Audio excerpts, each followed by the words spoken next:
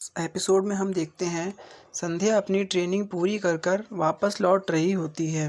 तभी वो वहाँ आती है जहाँ उसके पापा उसे पढ़ने के लिए लाया करते थे। वहाँ कुछ बच्चे बैठकर पढ़ रहे होते हैं। तभी संध्या और सूरज पूछते हैं, क्या हुआ, आप यहाँ क्यों पढ़ रहे हैं? तभी एक आदमी बोलता है कि बच्चों के पेपर चल रहे हैं और लाइट नहीं आ रही, इसके वजह से बच्चे यहीं पढ़ रहे हैं। और वहीं दूसरी तरफ घर के सभी लोग, भाभो, मीनाक्षी, विक्रम, बाबासा, सभी बिजली विभाग में जाते हैं और बिजली विभाग वाले ऑफिसर से बोलते हैं कि हमारी बहू 11 महीनों की ट्रेनिंग करके वापस लौट रही है, आप हमें लाइट दे दीजिए। बिजली विभाग वाला मना करता है और सूरज कहता है, मैं बिजली विभाग वाले से फ़ोन कर कर पूछ लेता हूँ कि लाइट कब तक आएगी। सूरज फ़ोन करता है, बिजली विभाग वाला फ़ोन उठाता है और बोलता है, कौन है? सूरज कहता है कि पुष्कर की लाइट क्यों नहीं आ रही है, बच्चों के पेपर चल रहे हैं और बच्चों को पढ़ने में दिक्कत आ रही है। बिजली वाला बोलता है कि अब तुम हमें सिखाओगे कि हमें कब लाइट काटनी है और कब नहीं, और कहता है बिजली का काम चल रहा है इसलिए लाइट नहीं आ रही, और फ़ोन रख देता है। संध्या कहती है, क्या हुआ? सूरज बोलता है, फ़ोन काट दिया। संध्या कहती है, एक बार मुझे फ़ोन दीजिए, मैं बात करके पूछती हूँ। संध्या फ़ोन मिलाती है। बिजली विभाग वाला फ़ोन उठाता है। संध्या कहती है, मैं सूरज राठी की पत्नी संध्या राठी बोल रही हूँ। बिजली विभाग बोलता है, संध्या राठी बोल रही हो तो क्या कोई कलेक्टर हो, कोई मजिस्ट्रेट हो? संध्या चुप रहती है।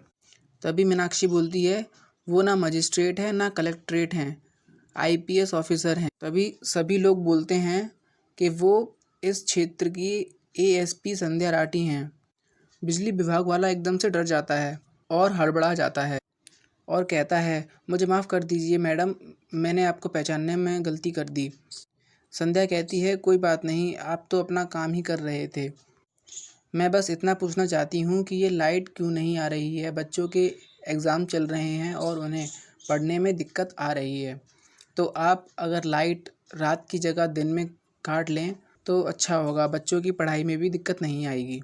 वो आदमी कहता है, जी मैम, बिल्कुल ठीक है, आप जैसा चाहती हैं वैसा ही होगा। घरवाले सभी ये देखकर चौंक जाते हैं कि संध्या की बात सुनकर इस ऑफिसर ने एक बार में बात मान ली और हम इतनी देर से बोल रहे थे, हमारी बात नहीं मानी।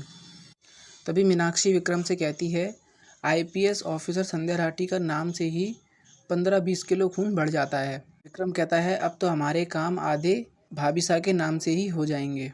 तभी हम देखते हैं हनुमान गली में लाइट आ जाती है। तभी संध्या और सूरज दोनों आ जाते हैं। सभी लोग संध्या और सूरज का स्वागत करते हैं। संध्या भाभो और बाबासा का आशीर्वाद लेती है।